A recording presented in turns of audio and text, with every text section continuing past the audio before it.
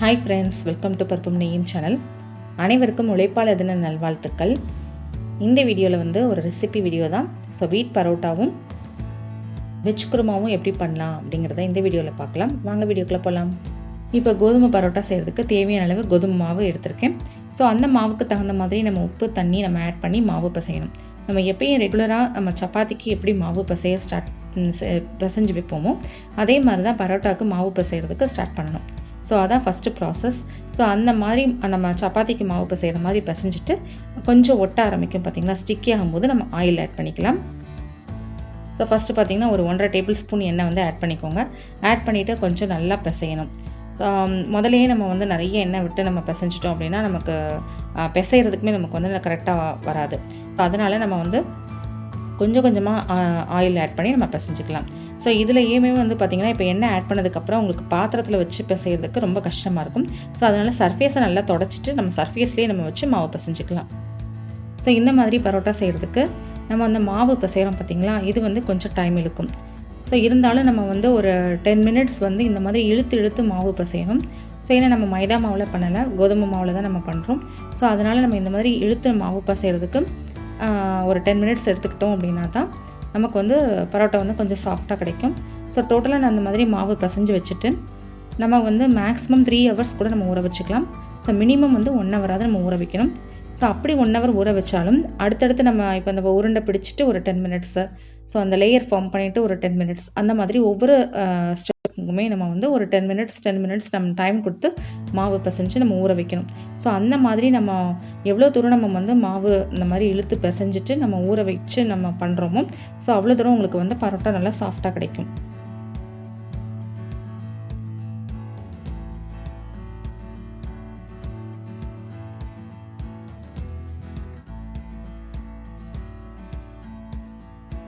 So மாவு நல்லா பிசைஞ்சதில் இந்த மாதிரி நல்லா சேர்ந்து வந்துடுச்சு.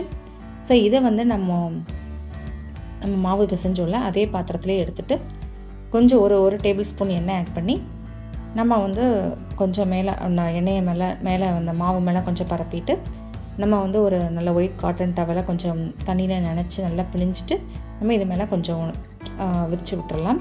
ஸோ அப்படின்னா தான் உங்களுக்கு வந்து மாவு நல்லா உணராமல் இருக்கும். ஒரு மூடி போட்டு நம்ம க்ளோஸ் பண்ணி வச்சிடலாம்.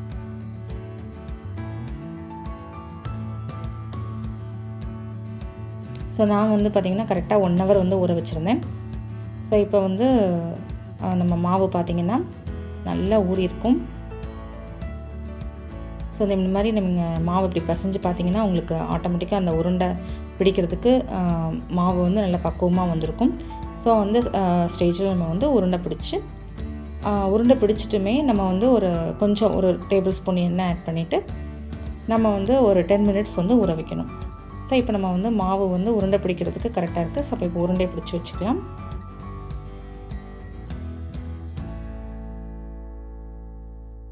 ஸோ இப்போ இதில் கொஞ்சம் எண்ணெய் ஆட் பண்ணி நம்ம அந்த உருண்டையிலெல்லாம் கொஞ்சம் பரப்பி விட்டுடலாம் அந்த எண்ணெயை.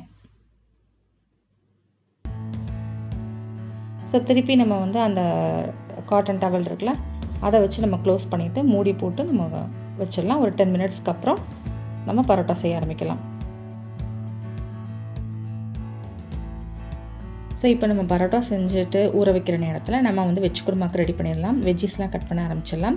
ஸோ இப்போ வந்து 2 பெரிய வெங்காயம் எடுத்திருக்கேன், 2 கேரட்டு, அப்புறம் 5 பீன்ஸு, 2 தக்காளி, ஒரு உருளைக்கிழங்கு. ஸோ இதெல்லாம் நம்ம கட் பண்ணி வச்சுக்கலாம். ஸோ இப்போ லாக்டவுனுங்கிறதுனால நம்மள்கிட்ட இருக்கிற வெஜ்ஜீஸ் வச்சு நம்ம அட்ஜஸ்ட் பண்ணி நம்ம குருமா வச்சுக்கலாம். ஸோ இதில் நீங்கள் வந்து பச்சை பட்டாணி, அப்புறம் சென்னா இருந்ததுன்னா சென்னா ஆட் பண்ணிக்கலாம், கருப்பு கொண்டக்கடலை ஆட் பண்ணிக்கலாம்.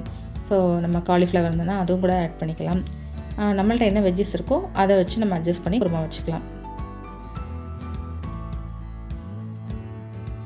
ஸோ இப்போ ஒரு குக்கரில் கொஞ்சம் எண்ணெய் ஆட் பண்ணியிருக்கேன், 2 சொட்டு நெய் ஆட் பண்ணியிருக்கேன். ஸோ இதோட சேர்த்து நம்ம வந்து பிரிஞ்சி இலை, ஒரு சின்ன பீஸ் பட்டை துண்டு, ஒரு ஏலக்காய், ஒரு கிராம்பு, ஒரு அன்னாச்சி பூ.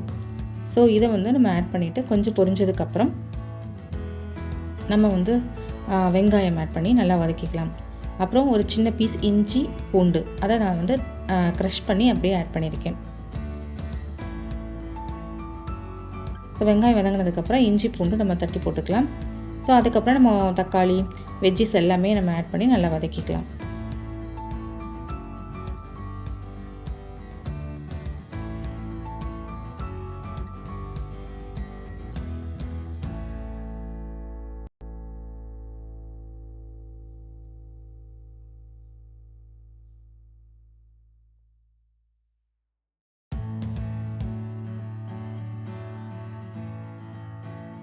இப்போ அரைச்சி விடுறதுக்கு தேவையான மசாலா வந்து பார்த்திங்கன்னா 1/4 மூடி தேங்காவை சின்ன பீஸாக கட் பண்ணியிருக்கேன், ஒரு 1/2 டேபிள் ஸ்பூன் பெருஞ்சீரகம், அப்புறம் வந்து ஒரு 5-6 முந்திரி பருப்பு, 2 பாதாம் பருப்பு. ஸோ இப்போ அரைச்சி வச்சுருக்கோம்ல அந்த தேங்காய் மசாலாவை வந்து நம்ம குக்கரில் காய்கறி வதக்கியிருக்கோம்ல, ஸோ அதோடு சேர்த்து நம்ம ஆட் பண்ணிக்கலாம். ஸோ இது நல்லா சேர்ந்ததுக்கப்புறம் நம்ம வந்து ஒரு 2.5 டம்ளர் பெரிய கிளாஸில் நம்ம தண்ணி இதை வந்து ஆட் பண்ணிக்கணும். ஸோ ஆட் பண்ணிவிட்டு நம்ம வந்து தேவையான அளவு உப்பு, மஞ்சள் தூள், காரத்தூள், அப்புறம் கரம் மசாலாத்தூள். காரத்தூள், கரம் மசாலாத்தூள் வந்து நம்ம டேஸ்ட்டுக்கு தகுந்த மாதிரி ஆட் பண்ணிக்கோங்க. ஏன்னா நான் வந்து குழந்தைங்க சாப்பிடுவாங்க அப்படிங்கிறதுனால கம்மியாக தான் ஆட் பண்ணியிருப்பேன். ஏன்னா இதில் வந்து பெருஞ்சீரக மசாலா, அப்புறம் வந்து இஞ்சி பூண்டு எல்லாமே சேர்த்துருக்கும். ஸோ இது ஒரு கொதி வந்ததுக்கப்புறம் நம்ம குக்கர் க்ளோஸ் பண்ணிக்கலாம். ஸோ குக்கர் வந்து ஒரு விசில் விட்டதுக்கப்புறம் நம்ம ஆஃப் பண்ணிக்கலாம். ஸோ அந்த கேப்பில் நம்ம வந்து இப்போ நம்ம உருண்டை பிடிச்சி வச்சுருக்கோம்ல, அந்த கோதுமை மாவு உருண்டையை வந்து இந்த மாதிரி நல்லா எண்ணெய் தொட்டு நல்லா நம்ம வந்து தேய்ச்சிக்கலாம். ஸோ தேய்ச்சிட்டு அதுக்கப்புறம் இந்த மாதிரி கத்தி வச்சு நம்ம இந்த மாதிரி கீரல் பண்ணால் தான் நம்ம வந்து அந்த லேயர் வரும். ஸோ அதுக்காக தான் நம்ம வந்து பரோட்டா லேயர் வர்றதுக்காக தான் இந்த மாதிரி கத்தி வச்சு நம்ம இந்த மாதிரி கீரல் போடுறோம் அந்த மாவில். இதை வந்து நம்ம அப்படியே சுருட்டிக்கலாம்.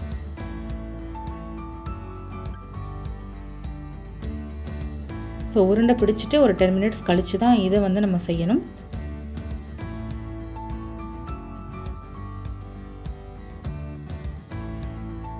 இதை வந்து நீங்கள் கொஞ்சம் லேசாக இழுத்து விட்டு நம்ம அப்படியே சுருட்டிக்கலாம், அவ்வளோதான். ஸோ இந்த மாதிரி செஞ்சுட்டும் நம்ம வந்து ஒரு 10 மினிட்ஸ் வந்து ஊற வைக்கணும். ஸோ இது மேலே வந்து லேசாக கொஞ்சம் எண்ணெயை பரப்பி விட்டுட்டு நம்ம வந்து ஊற வச்சுக்கலாம். ஒரு 10 மினிட்ஸ் ஊற வச்சுட்டு திருப்பி நம்ம பரோட்டா செய்ய ஆரம்பிச்சிடலாம்.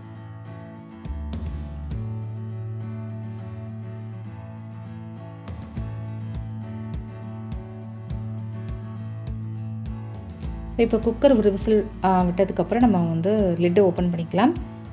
அதுக்கப்புறம் நம்ம இதில் வந்து கருவேப்பிலை, கொத்தமல்லி மட்டும் கட் பண்ணி போட்டால் போதும். டேஸ்டியான குருமா ரெடி. ஸோ இந்த பரோட்டா குருமா வந்து கண்டிப்பாக ட்ரை பண்ணி பாருங்கள், ஈஸியான மெத்தட் கூட.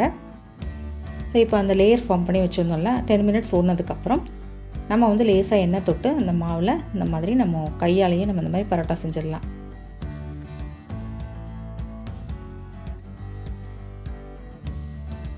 ஸோ உங்களுக்கு பார்த்தீங்கன்னா அந்த லேயர் வந்து அப்படியே வந்திருக்கும். உங்களுக்கு அந்த பரோட்டாவில் நம்ம மேலே வர லேயர் வந்து கரெக்டாக நல்லா ஃபார்ம் ஆகிருக்கு. ஸோ இப்போ வந்து தவா நல்லா சூடு பண்ணிவிட்டு நம்ம பரோட்டாவை சுட்டு எடுத்த வேண்டியதான்.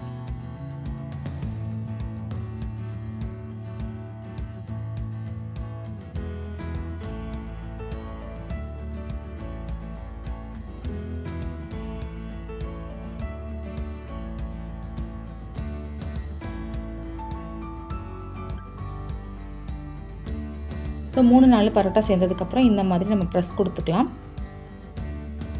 ஸோ இப்போ பாருங்கள் அந்த லேயர் வந்து எப்படி கரெக்டாக வந்திருக்குன்னு பாருங்கள்.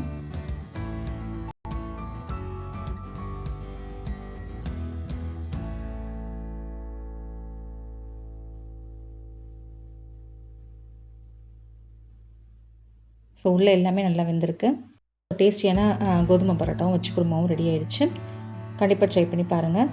ஸோ இந்த வீடியோ உங்களுக்கு யூஸ்ஃபுல்லாகவும் இன்ட்ரெஸ்டிங்காக இருந்ததுன்னா மறக்காமல் பருப்பும் நெய்யும் சேனலை ஷேர் பண்ணுங்கள், சப்ஸ்கிரைப் பண்ணுங்கள், கமெண்ட் பாக்ஸில் கமெண்ட் பண்ணுங்கள். வீடியோ பிடிச்சதுன்னா லைக் பண்ணுங்கள். Bye friends.